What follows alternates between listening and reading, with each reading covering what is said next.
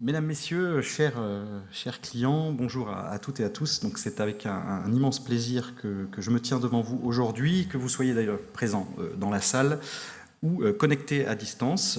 Je vous remercie déjà d'avoir pris le temps de vous joindre à nous pour discuter aujourd'hui des enjeux majeurs de notre secteur. Alors je tiens aussi également à remercier chaleureusement la FNIM du Grand Paris qui nous accueille aujourd'hui dans ses locaux. C'est une collaboration entre nous qui est précieuse, qui montre d'ailleurs notre engagement envers nos clients syndics et qui témoigne aussi de notre volonté de promouvoir l'innovation et l'excellence dans notre domaine. Alors je suis ravi de pouvoir introduire aujourd'hui cette matinée qui, je suis sûr, sera riche en échange. Alors pour commencer, permettez-moi de vous rappeler un petit peu le contexte du marché dans lequel nous évoluons. Notre environnement connaît bien sûr, vous le savez, des changements significatifs et des défis auxquels finalement il est essentiel de faire face. Parmi ceux-là, bien évidemment, on peut citer les enjeux environnementaux et la raréfaction aussi des ressources telles que l'eau et l'énergie. Ces deux éléments sont devenus des préoccupations majeures à l'échelle nationale, mondiale, et nous devons agir de manière responsable pour les préserver, et on le fait d'ailleurs au quotidien, on va en parler. On a eu aussi à faire face sur ces derniers mois à l'augmentation extrêmement forte des coûts de l'énergie, qui ont également finalement été des moteurs de la prise de conscience aujourd'hui de tout ce contexte. Et puis, on a aussi, et des fois on peut le regretter, mais en tout cas on a aussi des réglementations qui évoluent fortement. Elles évoluent fortement, souvent sous l'impulsion finalement de réglementations européennes. On a récemment le Green Deal, la directive efficacité énergétique qui a poussé énormément de nouvelles évolutions sur toutes les énergies, l'électricité, le gaz, l'eau, la chaleur, le chauffage collectif. Récemment, on a l'individualisation des frais de chauffage qui a été notamment poussée en France, mais c'est aussi plus de transparence pour les consommateurs. Et il faut bien l'avoir en tête. Et puis, on peut aussi le signaler, tout récemment, l'Europe vient de lancer le Blue Deal. Donc, il va y avoir aussi un certain nombre de réglementations qui vont arriver sur l'eau. Et donc, il faut qu'on s'y prépare. Et en tout cas, on se propose de le faire avec vous. Alors, dans ce contexte qu'on observe, très clairement, c'est une tendance croissante au sein des copropriétés qui exprime de plus en plus le désir finalement de mettre en place des systèmes d'individualisation. Alors on le fait tous ensemble depuis déjà très longtemps, mais ça s'accélère effectivement sur le chauffage et les coûts de l'énergie récemment ont ramené ça au premier plan et on sent vraiment très clairement la demande monter. D'ailleurs, le syndicat de la mesure qui suit un observatoire tous les trimestres de la croissance de ce marché le montre aujourd'hui, c'est une demande qui monte. Alors, c'est le souhait forcément de nos concitoyens de mieux maîtriser leurs données. C'est pour certains d'entre eux aussi la volonté claire d'avoir un impact sur l'environnement et de baisser leur consommation de CO2. On le voit aussi clairement. En parallèle de tout ça, on a aussi, bien entendu, la digitalisation qui nous a aussi, qui arrive à grands pas, qu'on a toujours connu, mais qui s'est accélérée lors de la période Covid très très clairement. Et ce sont des défis auxquels on doit tous faire face et qui s'imposent finalement de plus en plus dans la gestion quotidienne, finalement, la gestion de nos processus. Ça s'est imposé de manière extrêmement forte. On a des flux de données importants, ils sont omniprésents dans notre quotidien et aussi dans nos métiers. Et en tout cas, il faut s'adapter à ces nouvelles réalités. Alors, ISTA est conscient de ces changements et on va le voir aussi de vos besoins. En tout cas, c'est ce que l'on pense. Et en tout cas, on se positionne, nous, à l'avant-garde pour vous offrir des solutions qui sont à la pointe de la technologie et qui sont aussi simples à mettre en œuvre parce que c'est aussi un des défis auxquels on doit faire face lorsque l'on doit travailler sur tout ce qui concerne la digitalisation. En tout cas, nous, ce qu'on veut faire, c'est de permettre finalement à vos collaborateurs de ne pas travailler sur des tâches à faible valeur ajoutée et au contraire de pouvoir se concentrer sur ce qui compte, sur ce qui est important, c'est-à-dire vos clients, les copropriétés et les copropriétaires. Et c'est au travers de ça qu'on anime aujourd'hui, en tout cas, toutes nos innovations sont animées autour de cet enjeu. Alors, la mise en place de l'EDI, on va en parler tout de suite, c'est un sujet qu'on va aborder ce matin, qui est un enjeu important et qui répond à cet enjeu finalement de simplifier, fluidifier les interfaces entre nous. Alors, ça peut sembler complexe, ça l'a été. Mais je dois dire qu'aujourd'hui, et c'est pour ça qu'on est aujourd'hui devant vous, ce que l'on peut dire, c'est qu'en réalité, ça ne l'est pas, ça ne l'est plus, depuis en tout cas que l'on a mis en place, nous, une nouvelle méthode, qu'on a investie au travers d'équipes d'experts qui vous accompagnent pour le mettre en œuvre, et je pense qu'on aura l'occasion d'en parler aujourd'hui. ISTA, j'aimerais bien aussi le rappeler, a été quand même pionnier dans les échanges de données, puisque le fameux fichier EDI d'échange de données Schlumberger, puisque ISTA, pour ceux qui ne le savent pas, c'était anciennement la compagnie des compteurs, puis comptage immobilier Schlumberger, et maintenant ISTA.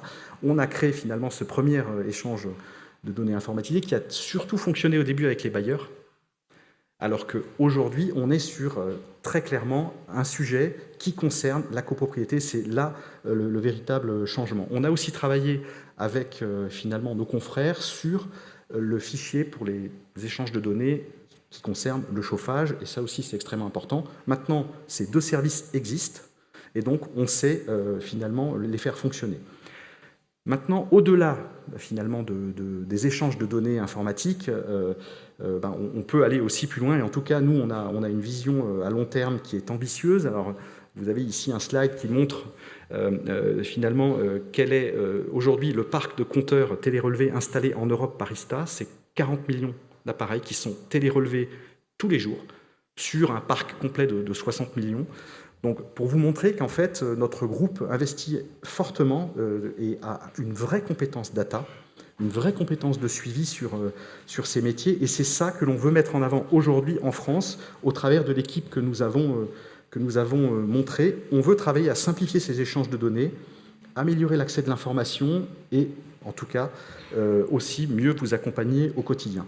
Très clairement, la télérelève, les échanges de données informatisés, et demain les API, ont changé complètement la manière dont notre business model fonctionne, et ont changé aussi la manière dont vous pouvez aussi derrière travailler avec vos clients et vos copropriétaires. On est aujourd'hui beaucoup plus dans de la prévention, on peut les prévenir quand il y a un problème.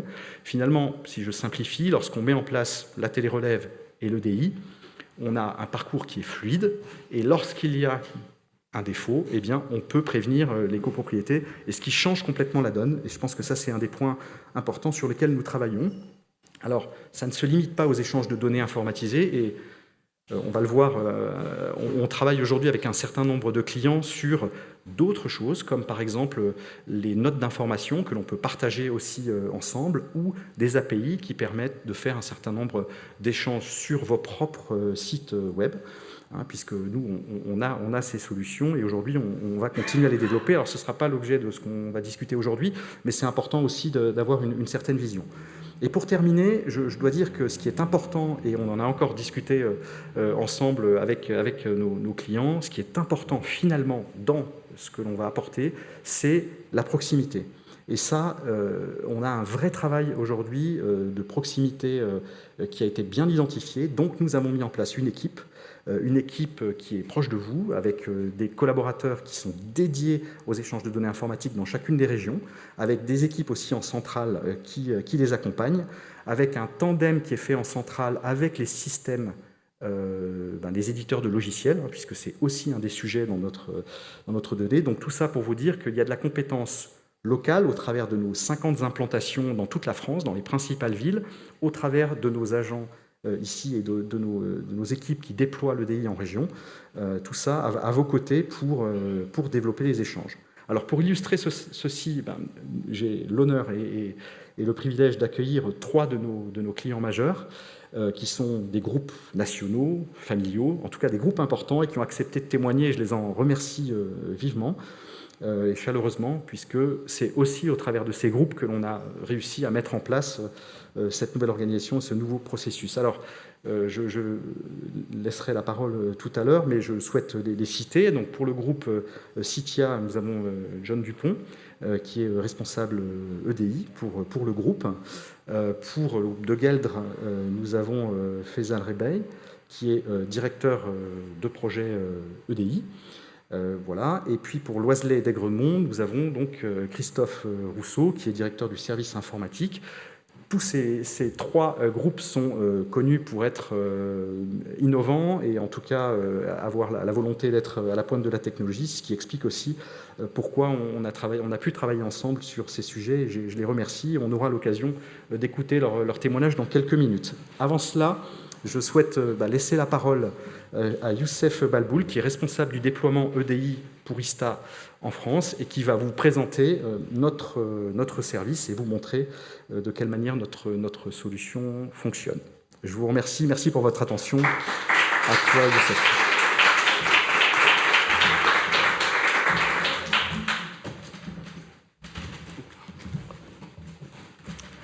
Bonjour à tous. Merci, cher Président, pour cette introduction. Tu ne me laisses pas beaucoup de choses à dire. Mais donc je suis là aujourd'hui, je suis ravi de vous voir présent pour un sujet qui nous réunit, qui est l'EDI. Une offre que je vais essayer de vous présenter. Mais avant de présenter une offre ou de présenter le développement d'une offre, on s'intéresse d'abord à vos besoins. Parce qu'une offre part de vos besoins. Quelles sont vos attentes ? Et donc, nous sommes partis à votre rencontre. Hop. Non, là, je reviens. Et là, j'avance.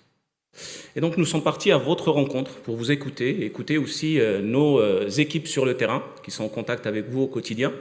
Et les résultats de ces études que je vous partage avec vous, ce sont ces 4 points qui sont revenus souvent. Vous nous dites que vous souhaitez fiabiliser vos données pour les transmettre à vos copropriétaires et répondre plus efficacement à leurs questions. Et c'est très important pour vous, la gestion et la fiabilité de la donnée. La saisie manuelle des données, l'erreur est humaine, et donc ça peut engendrer des erreurs, et qui sont souvent, on a échangé ce matin, souvent sujet de réclamation de vos clients, et c'est quelque chose que vous souhaitez éviter. Et puis aussi, la saisie manuelle prend du temps. Et le temps, c'est très important pour vous. Et vous souhaitez que vos collaborateurs passent un peu plus de temps sur des tâches à plus forte valeur ajoutée, surtout sur des périodes de clôture comptable ou à la veille des assemblées générales. Et vous souhaiteriez qu'ils passent plus de temps sur la production d'indicateurs ou la vérification de meilleure qualité de vos données. Et enfin, vous êtes sur une démarche de transformation digitale, en particulier sur le volet de dématérialisation du traitement des données. Et nous sommes ravis de vous accompagner sur ce volet de dématérialisation. Eh bien, une fois qu'on a dit ça, je passe. Je vous présente nos produits. On n'a pas réinventé la roue, comme l'a bien dit Laurent tout à l'heure. Il y a 2 fichiers standards normalisés aujourd'hui par la profession du comptage immobilier, qui sont le Schlumberger, que vous connaissez très bien, et le fichier SIM, qui a été produit par le syndicat de la mesure, dont notre cher président est également président. Et donc ce sont aujourd'hui des fichiers standards qui s'intègrent correctement dans la majorité des ERP du marché. Et certains sont en train de développer la partie SIM parce qu'elle est arrivée un petit peu après le fichier Schlumberger. Et donc, ces fichiers contiennent les données nécessaires pour vous, pour les traitements comptables, et nous souhaitons les intégrer directement sur vos logiciels.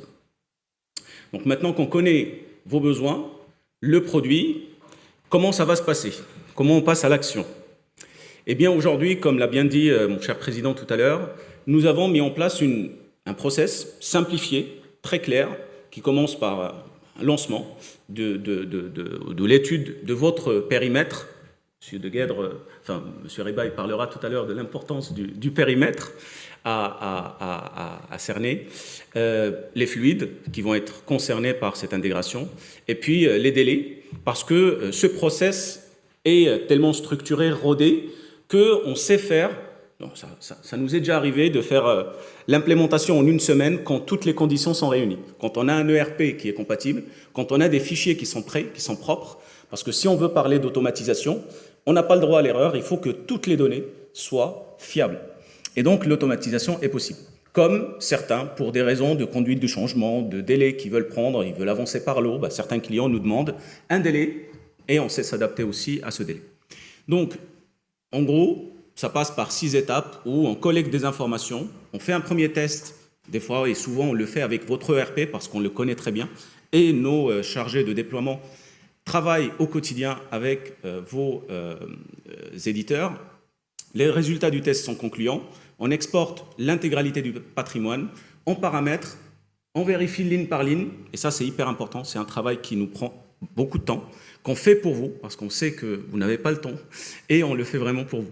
Et donc, une fois qu'on a votre validation, eh bien, on met en production. Et un élément très important, c'est qu'une fois que tout ça est fait, vous n'avez rien à faire. Ça y est, toutes les affaires que vous allez gagner par la suite, eh bien, ces affaires qui s'intègrent automatiquement sur votre ERP. Eh bien, justement, comment ISTA y arrive ? Eh bien, comme l'a dit notre cher président, nous avons mis les moyens, nous avons compris, comme disait M. Rebaille, nous avons compris qu'il faut mettre les ressources compétentes, expertes, proches de vous, pour répondre à ce besoin. Et donc, nous avons 3 pôles d'expertise. Le premier qui est nos chargés de déploiement que vous avez vus sur la carte tout à l'heure, qui sont basés en région et qui sont dédiés au sujet EDI chez vous. Donc à chaque fois que vous avez un besoin, c'est ce chargé de déploiement que vous aurez au bout du fil qui vous expliquera toutes les étapes et qui sera en relation avec votre consultant ERP pour mener à bien le projet.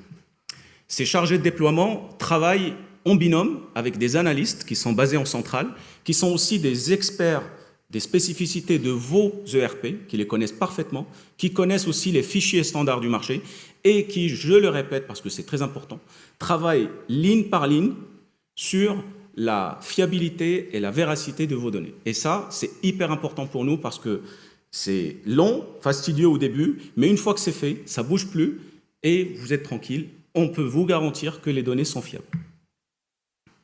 Et enfin, parce que nous avons des demandes spécifiques pour certains clients, nous avons mis en place un pôle de chefs de projet qui vont répondre à des demandes qui sortent un petit peu du standard, qui sont, par exemple, je veux déposer, que vous déposiez ces fichiers EDI sur un serveur SFTP, sur un serveur, on va dire.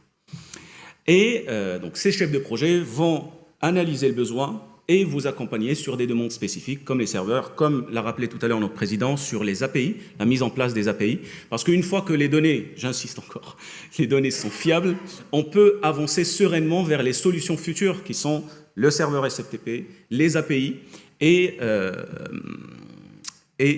voilà, sur cette dernière partie. Enfin, et j'insiste sur le rôle des éditeurs qui travaillent avec nous au quotidien, nos chargés de déploiement les connaissent parfaitement dans les régions, nous travaillons aussi avec eux en centrale pour développer des solutions adaptées à vos besoins. Et nous remercions aussi les commissions des fédérations qui travaillent aussi sur ces sujets et qui poussent vers l'automatisation de traitement de vos données, moins d'intervention humaine, plus de fiabilité, et c'est ça ce qu'on veut vraiment pour nos clients. Et donc, ces ERP s'engagent avec nous. ISTA, comme toujours, enfin, on a un peu d'avance, et on a créé un catalogue d'API qu'on met à disposition à nos ERP ou à des plateformes pour connecter nos données avec vos systèmes d'information. Et ça, on y tient parce que c'est vraiment le présent, l'avenir pour certains. Et voilà. Donc, merci à tous. Je serai disponible tout à l'heure si vous voulez rentrer dans les détails. Je serai ravi d'échanger avec vous. Et je vous remercie encore de votre présence.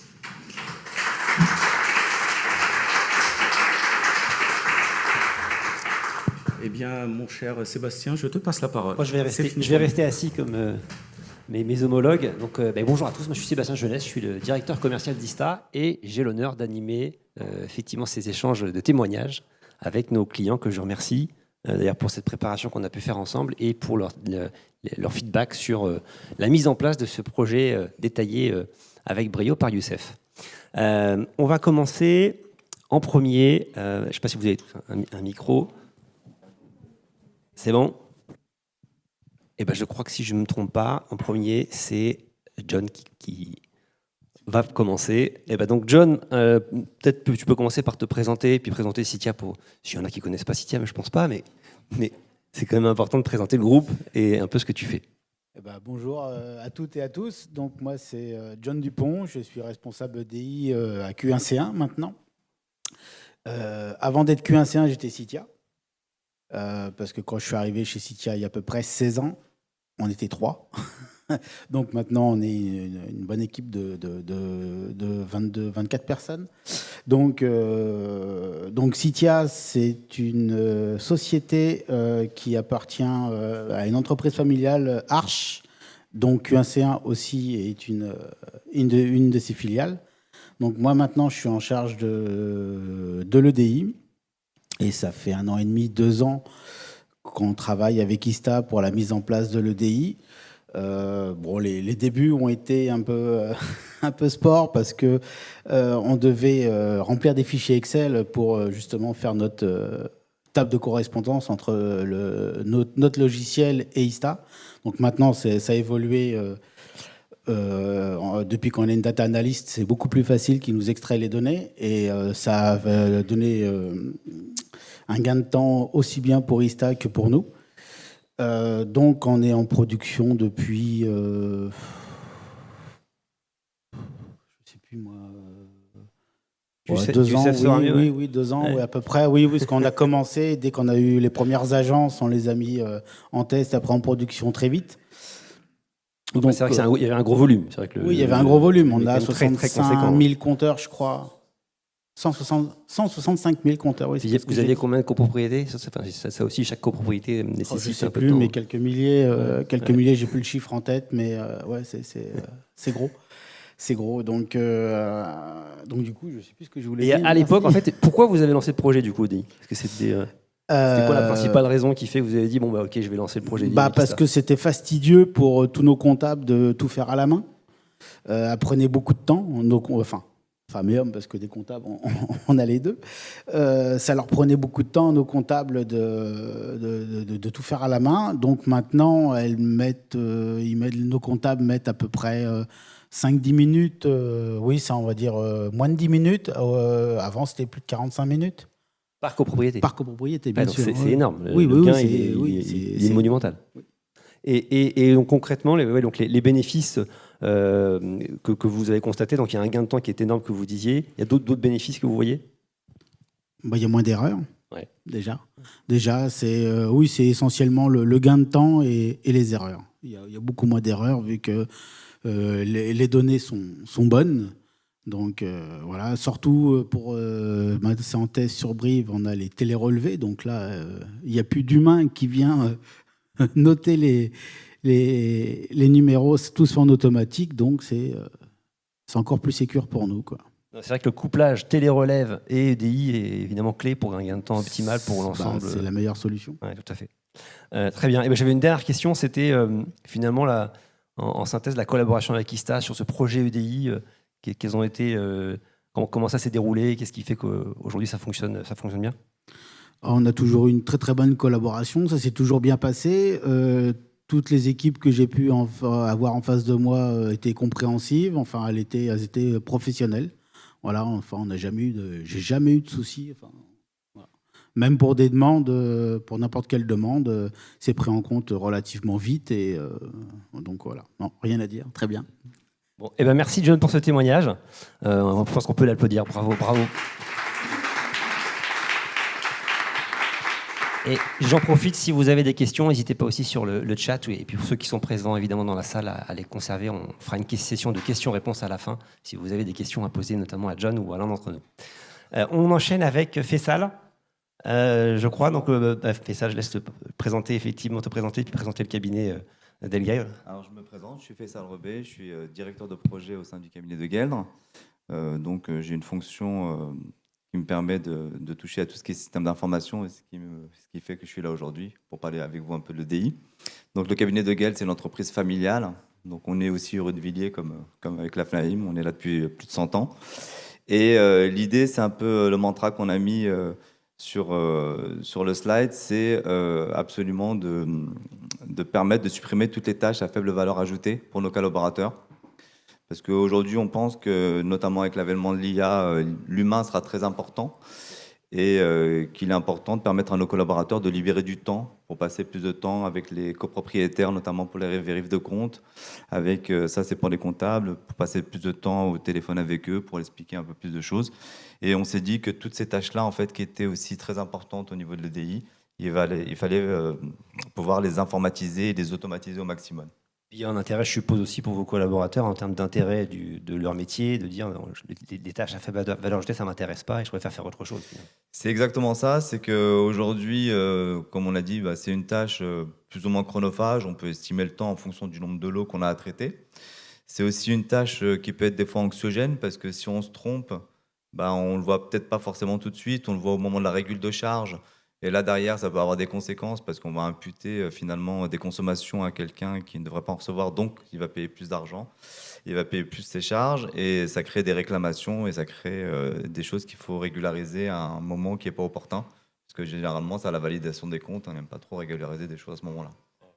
Et donc à l'époque, pourquoi vous avez lancé le projet EDI ?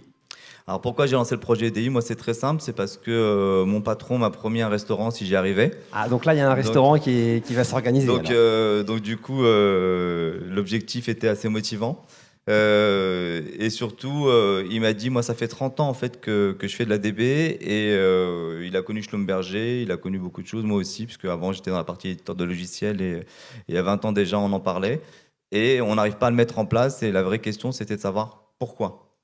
C'est-à-dire que le pourquoi s'est posé, on est capable aujourd'hui, vous de votre côté, de nous produire des fichiers et ça depuis des années. Maintenant, la quasi-totalité des éditeurs de logiciels, je les ai vus tout à l'heure, sont capables d'intégrer des fichiers. Et la réalité, c'est qu'aujourd'hui, quand on parle avec nos confrères, très peu finalement utilisent ce service qui est bien vendu par ailleurs par vos équipes, mais très peu utilisent ce service. Et c'est là qu'on s'est rendu compte qu'en fait, le bas blessait dans la tâche que personne ne voulait faire, c'est-à-dire mettre les mains dans le cambouis et aller vérifier. En fait, tout à l'heure, je ne sais pas si vous avez bien entendu, mais on a dit que les équipes en fait, d'analystes qui ont été mises en place allaient vérifier ligne par ligne les informations. Donc, si vous avez 165 000 compteurs chez vous, par exemple, chez Citia, ça veut dire que potentiellement, vous avez quelqu'un, une analyste ou plusieurs, qui est parti vérifier 165 000 lignes. Parce qu'effectivement, on était capable d'intégrer ces informations, mais on ne les intégrait pas parce qu'elles n'étaient pas en phase. Donc le propos finalement le plus important, je pense, d'aujourd'hui, c'est de se dire que c'est ce qu'on appelle, enfin ce que vous appelez chez vous le mapping, ce qu'on peut appeler le périmétrage, que Eric appellera la bijection. En tout cas, c'est de mettre en phase les informations que vous avez chez vous avec les informations qu'on a chez nous. Et pour le faire, il fallait mettre en place une équipe. Et je crois que ISTA a une réelle prise de conscience là-dessus, puisque je crois qu'aujourd'hui, vous êtes au moins 12 personnes et que l'équipe est amenée à grossir pour déployer tout ça. Oui, ça fait partie effectivement des projets stratégiques que disait notre président. On a une dizaine de collaborateurs qui sont dédiés à l'EDI chez ISTA et effectivement qui vous aident à faire réussir ce projet. Et du coup, par rapport aux bénéfices que vous mesurez aujourd'hui de ce projet EDI ? Alors nous, le bénéfice, il est en 3 phases parce que on est parti en fait sur 3 étapes. La première, ça a été d'identifier un peu tout ça, de cartographier, de regarder un petit peu ce qu'on pouvait au niveau de chaque tâche qu'on avait au cabinet, ce qu'on pouvait automatiser, et puis pour pouvoir libérer du temps. Donc on a d'abord regardé avec qui on pouvait bosser et on a vu qu'avec ISTA, ils étaient moteurs là-dessus, ils voulaient avancer. Et notre éditeur de logiciels, que je remercie aussi, Idealsoft, qui était prêt à faire ce chemin avec nous. Donc ça, c'était la première chose. Ensuite, on s'est heurté effectivement à quelques complications parce que quand on a vu que les données étaient productibles et qu'on pouvait les intégrer, on s'est rendu compte qu'il y avait une frustration parce qu'on ne pouvait pas le faire, parce qu'il manquait justement cette phase d'analyse et de conseil. Donc c'est là qu'ISTA est intervenu et a mis les moyens. Et je trouve que finalement, ça allait très vite à partir du moment où ils ont pris la décision de le faire. Donc, je vois qu'il y a Hans Tchadier qui est ici, qui fait partie, qui est le responsable de l'équipe Île-de-France, qui nous a accompagnés avec Swad Lamry, que je remercie aussi. Donc ça a été très rapide, on a eu des échanges assez constructifs. Maintenant, on parle des compteurs calorifiques avec le steam, donc on avance aussi. Et la troisième phase, donc nous on est dans la phase 6 du projet. Tout à l'heure vous avez vu, il y a 6 slides, donc on est dans le déploiement. Aujourd'hui on commence à mettre en production, on commence à intégrer. Donc si ça marche pas, je mettrai des messages sur les réseaux sociaux pour dire que ça marche pas. Mais en tout cas dans nos tests, ça marche plutôt très bien. Donc on a bon espoir de déployer ça au cabinet. Et la phase suivante, c'est une phase qu'on a mis en place avec d'autres prestataires. C'est vraiment faire des API qui vont aller consulter directement en fait vos systèmes d'information et intégrer automatiquement ces informations, puisque je crois que tout à l'heure vous avez dit que vous avez plus de 40 millions de télérelèves et 4 millions en France. Ça permettra d'avoir en direct les informations dans notre outil métier, de les mettre à disposition de nos clients et tout de suite d'avoir une visibilité sur toutes les consommations pour pas avoir de mauvaises surprises en fin d'exercice. Vous avez fait ça, c'est l'étape d'après, c'est effectivement l'API. Voilà, on fera un petit déjeuner API probablement. Là, voilà, on vise un peu toutes ces étapes avec différents fournisseurs qu'on a cartographiés. Et ben, en tout cas, merci Faisal pour ce témoignage. Merci à vous pour l'invitation. Merci.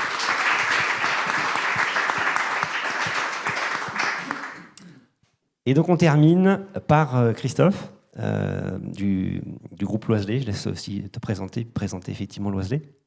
Alors bonjour à tous. Je suis Christophe Rousseau, en fait directeur informatique du groupe Loiselet d'Aigremont.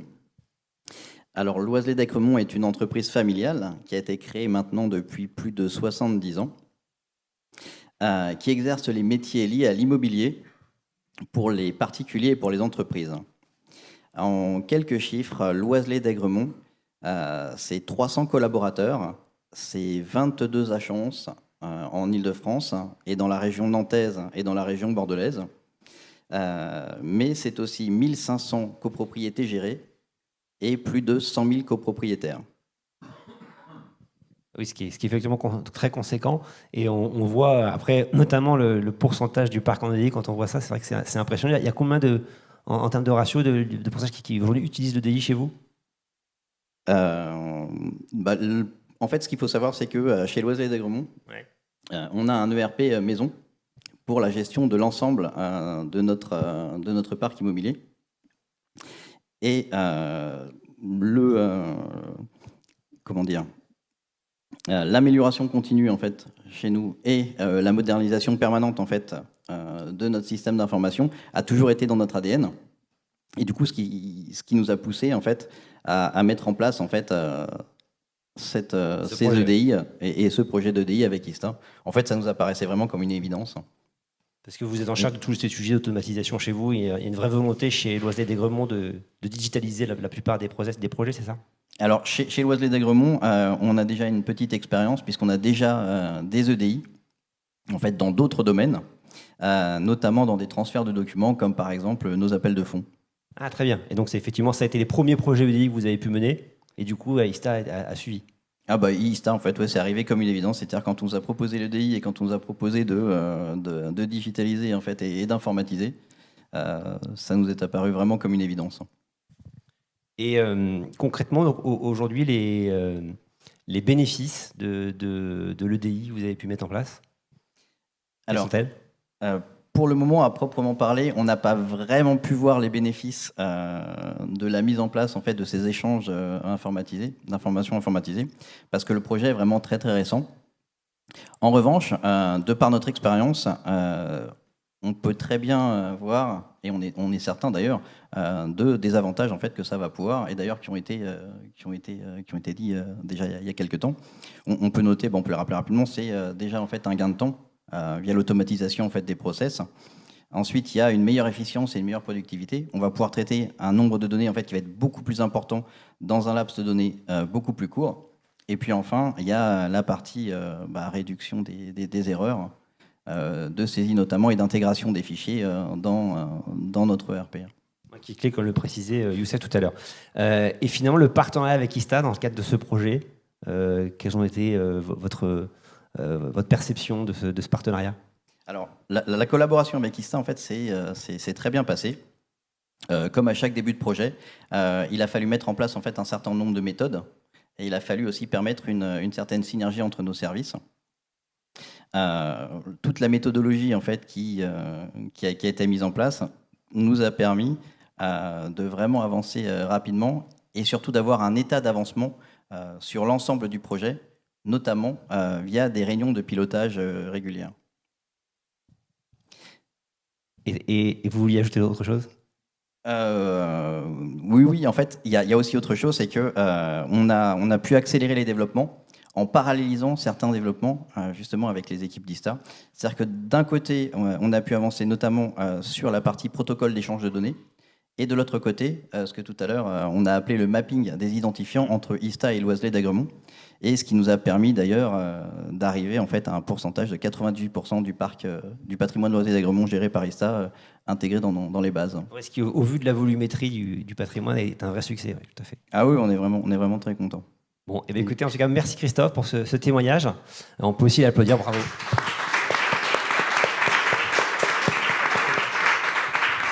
Alors du coup, on va prendre les questions, s'il y en a déjà au niveau de la salle, en présentiel, et puis évidemment, on prendra celles qui sont sur le chat, et pour ceux qui sont connectés à distance.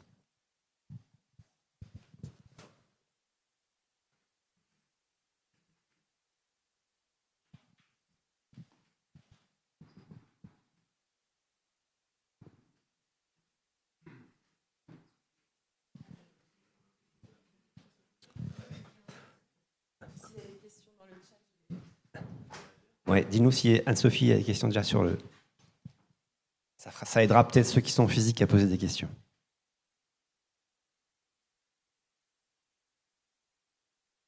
Alors, donc une question dans le chat.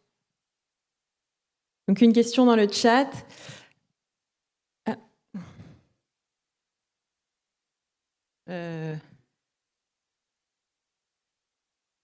Alors,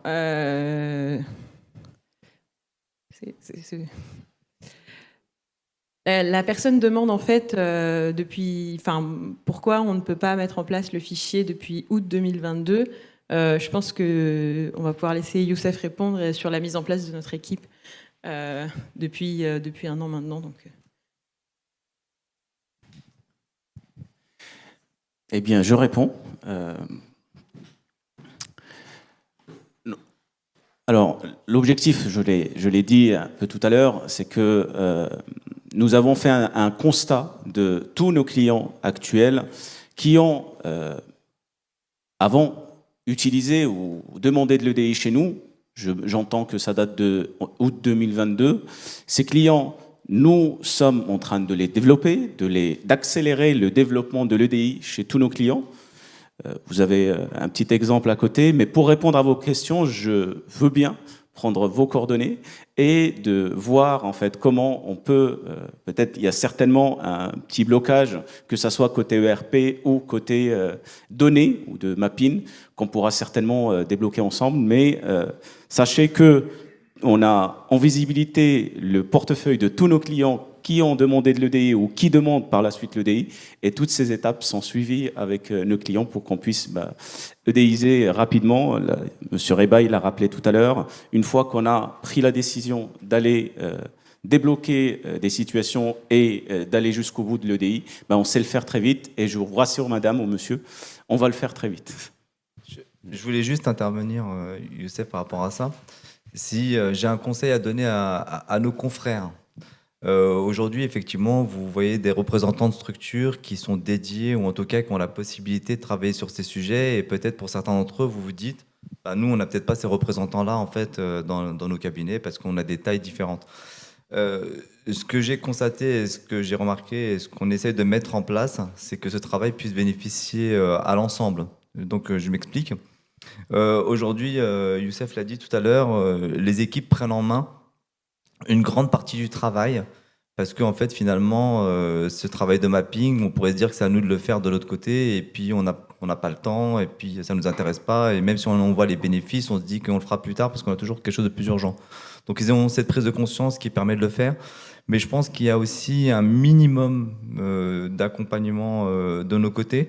N'hésitez pas à communiquer avec eux pour voir ce dont ils ont besoin. Je donnais l'exemple tout à l'heure, on en parlait, il y avait un petit blocage parce que dans nos fichiers, ils n'arrivaient pas à rapprocher des lots Et tout de suite, en discutant, je leur ai dit c'est des chambres au dernier étage. On me dit oui. Je leur ai dit c'est normal, ça doit être un modificatif de règlement de copropriété. Et derrière, en fait, c'est quelque chose que eux ne pouvaient pas appréhender. Donc je pense qu'une des méthodes les plus simples, c'est aujourd'hui, vous utilisez déjà les compteurs d'eau en faisant des saisies manuelles de vos relèves. Très simplement, vous avez juste à extraire ces informations-là via votre logiciel métier et à leur transmettre. Ça sera déjà plus simple peut-être pour eux et plus digeste que certaines feuilles de présence qui vont avoir du mal à comprendre. Donc voilà, c'est des petits indices, des petits tips. Ça prend pas beaucoup de temps en fait à faire. Et je pense que ISTA a tout intérêt, et c'est pour ça qu'on est là aujourd'hui, à pousser dans cette direction. Et aujourd'hui, ils ont en tout cas envie de mettre les moyens pour le faire. Voilà. Merci. Est-ce qu'on a d'autres questions ? Alors oui, justement, il y a d'autres questions dans le chat. Donc le temps que peut prendre justement une mise en place une fois que le projet est lancé.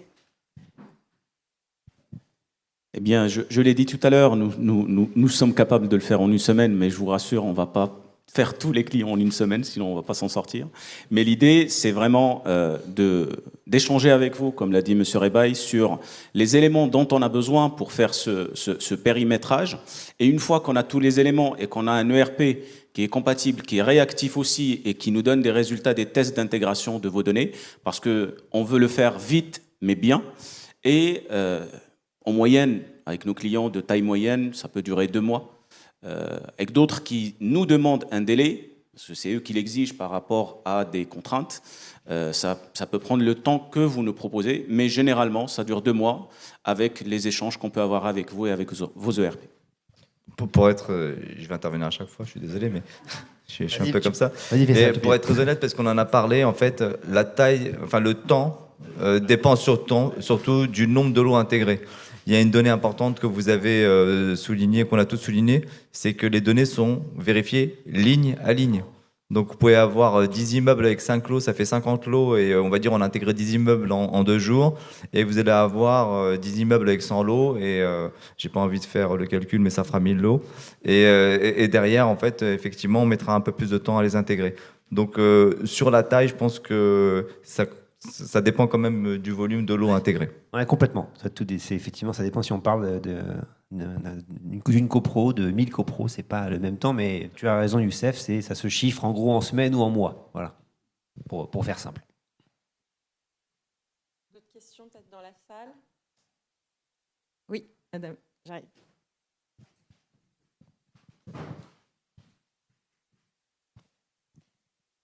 Nous sommes une petite copropriété de 30 lots. Nous sommes passés récemment en syndicat coopératif via la plateforme Matera. Et je souhaitais savoir comment on peut travailler avec vous. Sur le DI, du coup. Eh bien, Youssef. Alors, c'est un format un peu particulier, donc on pourra prendre le temps par la suite en rentrant un peu dans les détails, mais à chaque fois qu'on a un export patrimoine, on sait s'adapter aussi à des demandes spécifiques. J'en parlais tout à l'heure sur le rôle de nos chefs de projet qui traitent ce genre de demandes spécifiques. Donc, je prendrai le temps d'échanger avec vous là-dessus et on trouvera une solution ensemble. D'autres questions ? Alors, attendez. Dans le chat. Oui, allez-y. Bonjour Fabrice Sommier. Juste une question dans le même ordre d'idée par rapport aux éditeurs, au nombre d'éditeurs avec qui vous êtes intégrés. Qu'est-ce qu'il y a des projets actuellement ? Quel est leur rôle aussi dans ce type de projet ? Alors, je vais répondre. Nous travaillons aujourd'hui avec tous les éditeurs de logiciels parce que c'est indispensable pour mener le projet à bien, parce que l'ERP a son rôle, c'est lui qui intègre nos fichiers. Donc, il doit s'assurer que les fichiers s'intègrent correctement. Ça, c'est la première étape. Deuxième étape, ces ERP sont sollicités aussi par leurs clients sur le process d'automatisation. Pour parler d'automatisation ou de vrai échange de données, nous parlons de 2 parties, donc l'ERP et nous, le prestataire de comptage. Donc pour ouvrir la connexion entre ces 2 organismes, ces 2 acteurs, il va falloir qu'on se pose ensemble, qu'on se connecte, qu'on trouve en fait les spécificités de part et d'autre et qu'on connecte nos systèmes. Et donc aujourd'hui, les fédérations poussent aussi vers l'automatisation, la mise à disposition des données. Et pour ça, j'ai fini ma présentation là-dessus. Les ERP ont un grand rôle à jouer. Un, c'est qu'ils se mettent tous en fait en normes en fait d'intégration des fichiers. Certains aujourd'hui n'intègrent pas le SIM, mais c'est en cours, hein, c'est imminent. Et une fois que les fichiers s'intègrent, eh bien, on est gourmand, on veut encore moins d'intervention humaine, plus d'automatisation, un accès réel, en temps réel à la donnée. Et c'est les étapes en cours avec les éditeurs.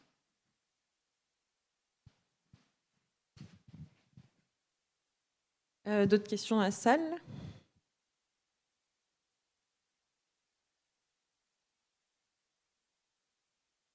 Alors, sinon, il y a une dernière question dans le chat, c'est sur le coût de ce service.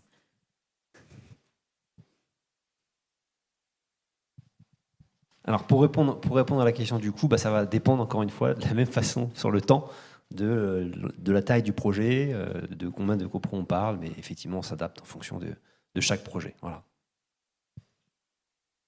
Nous, on ne paiera rien du tout. Hein. On vous le dit tout de suite devant tout le monde. Comme ça, on vaut l'annonce. Vu le temps qu'on a attendu, on ne paiera rien. Hein. Peut-être juste pour compléter sur la réponse aussi, c'est que ça n'a jamais été un frein, en tout cas, pour la mise en place. En tout cas, très honnêtement, c'est quelque chose dont ça n'a jamais été un sujet, en tout cas.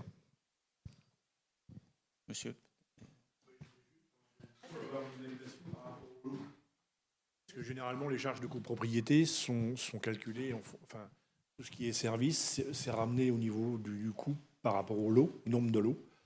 Donc votre service, si on le ramenait au coût du lot, ça représenterait quoi à peu près? On pourrait avoir une fourchette. Alors, on pourra rentrer dans les détails si vous voulez, parce que c'est du cas par cas, et après c'est aussi sur les délais de réalisation, parce que c'est des ressources en fait qui travaillent sur le projet, ça prend du temps. Mais comme l'a dit ma collègue, ça n'a jamais été un frein, parce qu'on va le faire. On va le faire avec vous. Et aujourd'hui, si on veut rentrer dans les détails, c'est par logement, et on regarde aussi l'engagement par la suite sur 10 ans ou sur 5 ans. Mais on prend le temps d'analyser, ça fait partie de la première réunion de lancement, où on étudie la faisabilité d'abord, et on rentre après dans ces détails-là, mais ça ne sera jamais un frein. Peut-être pour compléter aussi, et c'est un lien avec la question de madame, ça va dépendre aussi de votre logiciel, qu'on va devoir analyser en amont avant de vous donner une réponse.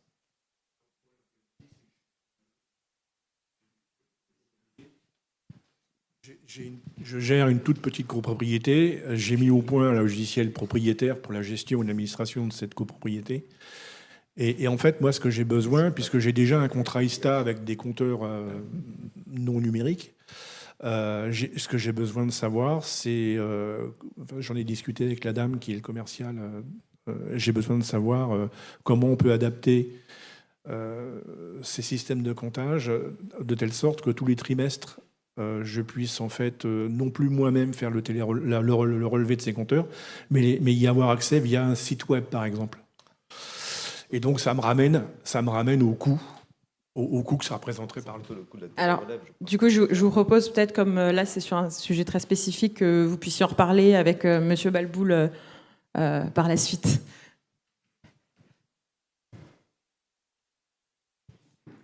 Et je crois qu'on a fait le tour, Anne-Sophie, il n'y a pas d'autres questions. Merci à tous pour être venus en physique à la FNAIM Grand Paris. Merci pour votre déplacement. Merci évidemment à tous les présentants ici et à nos clients d'être venus pour témoigner. Et puis, je vous souhaite de passer une très belle journée. Il y a effectivement un café pour ceux qui sont en physique avec des croissants, pour ceux qui ont une petite faim. Et puis, je vous dis à très bientôt pour un prochain petit déjeuner, probablement autour de l'API dans cette poursuite. Voilà, à bientôt.